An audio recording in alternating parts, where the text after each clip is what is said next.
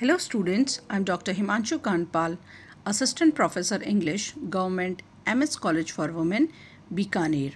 Today we are going to study a love sonnet by Edmund Spenser. One day I wrote her name, which is numbered 75 in a volume called Amoretti. This poem is included in English Literature syllabus BA Part 1st of MGS University, Bikaner. First, we are going to have a look at the introduction to the poet. Edmund Spenser is considered as one of the preeminent poets of the Elizabethan age, one of the famous poets of the Elizabethan age. He went on to study literature and religion at Cambridge University's Pembroke Hall. Spenser published his first volume of poetry, The Shepherd's Calendar, in 1579, dedicating it to the poet Sir Philip Sidney. He was also the author of The Fairy Queen, which is published in 1596, a major allegorical poem, and wrote Amoretti and Epithalamion, a sonnet sequence which is dedicated to his second wife Elizabeth Boyle. His contributions to English literature in the form of heightened and enlarged poetic vocabulary, a charming and flexible verse style entitle him to rank not far removed from that of William Shakespeare and John Milton. It means his popularity was near about William Shakespeare and John Milton. And here I would like to tell one more fact about Edmund Spenser is that Charles Lamb called him the poet's poet because of his quality of his poetry and for his unique innovations in poetry. Introduction to the poem, One Day I Wrote Her Name. It is numbered Sonnet 75 and part of Amoretti, a sonnet cycle that describes Spenser's courtship and marriage to Elizabeth Boyle. Amoretti was published in 1595 and it included 89 sonnets or sonnet sequences, a series of short poems.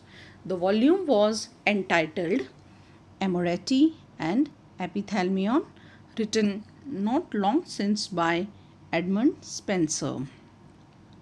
The poem One Day I Wrote Her Name shows us a vivid picture. The couple is along the seaside.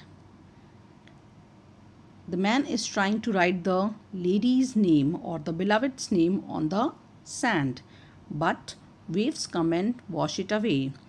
Edmund Spenser employs figurative language to evoke not only imagery but also an emotional response from the reader. In this poem, the poet makes use of vivid images or imagery. What is imagery? Imagery is vivid and descriptive language which appeals to human senses and it deepens the reader's understanding of the work. Now we move on to the poem. First we are going to read the first 4 lines of the poem or the first quatrain of the poem. One day I wrote her name upon the strand. Strand means the shore of a sea. But came the waves and washed it away. Again I wrote it with a second hand, but came the tide and made my pains his prey. So the first quatrain depicts the lyrical voices or the poet's attempt to immortalize his loved one. Immortalize means to free from mortal bonds. The stanza starts by setting the scene one day. The lyrical voice writes the name of his loved one on the sand of a beach. One day I wrote her name upon the strand, but the waves washed the writing away. The lyrical voice writes the name in the sand again. Again I wrote it with a second hand, but as before, the waves washed the name away. But came the tide and made my pains his prey. The action of the wave symbolizes how time will destroy all man-made things. To emphasize this action, the waves are personified. Personified means to give human qualities to inanimate objects, as they washed it away and made my pains his prey. There is a use of metaphor in the quatrain, that is in the last line of the poem. The poet refers to his writing as his pains, and this language seems to suggest that writing, even just the writing of his beloved names in the sand, is hard work. His pains means hard work. Poet makes use of metaphor to describe his pains as hard work. This is implied. It is implied. The speaker also makes use of a metaphor. He refers to his writing as the prey of the waves. He basically imagines that the waves are like a mean predator just waiting to pounce on his poor defenseless writing. His prey means the waves. The waves are like the mean predator just waiting to pounce on his poor defenseless writing, that is his hard work. The poet refers his writing to his pains. Okay, what are his pains? That he is doing the hard work, and like a mean predator, the waves are just waiting, because the poet has personified the waves like a mean predator just waiting to pounce on his poor defenseless writing. Now we move on to the second quatrain. Vain men, said she, that tossed in vain essay. Vain essay means attempt. A mortal thing so to immortalize. She's a mortal thing. What he is doing? He is trying to immortalize. Immortalize means to free from the mortal bonds, wants to preserve. For I myself shall like to this decay. And eke my name. Eke means also my name be wiped out likewise. So the second quatrain describes a dialogue that a lyrical voice has with his loved one. The woman reacts to the writing and tells the lyrical voice that his attempts are in vain. Vain men, said she, that dost in vain essay. Essay means attempt, as mortal things such as herself cannot live forever. She is a mortal being and she is not going to live forever. So his attempts are futile. She says that she too will decay and disappear. For I myself shall like to this decay, just as her name has disappeared from the beach. She is a mortal being, she is a human, and she is not going to live on like this forever. She is going to decay and disappear, just as her name has disappeared from the beach. She too will be wiped out, and eke my name be wiped out likewise. Thus it is useless to write her name, because she, as the words in the sand, will eventually disappear.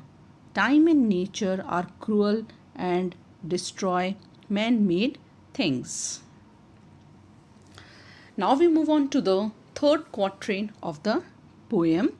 Not so, quote I. Let baser things devise to die in dust, but you shall live by fame. My verse, your virtues rare shall eternize, and in the heavens write your glorious name. The third quatrain presents the lyrical voice's response to what his loved one said. She said that she is going to die, so it is a vain attempt to write his name on the sand. In this stanza, there is a volta, there is a turn in thought, and the tone of Sonnet 75 changes. The lyrical voice tells the woman that baser things will disappear, but she will live on. Notice there is an alliteration in these lines: devise, die, and dust. The lyrical voice, a poet, will immortalize his loved one in his poems, and because of that, she will live forever. My verse, your virtues rare shall eternize, and in the heaven, eternize means going to make eternal, and in the heavens write your glorious name. There again is a use of alliteration in the quatrain. The speaker says that his verse will eternize all his beloved's virtues, and that it will write her name in the heavens, not in the sand. His poetry will be so awesome that it will make her immortal basically. The alliteration is made by V sounds, verse and virtues, and they are much softer than the D sounds in the previous lines.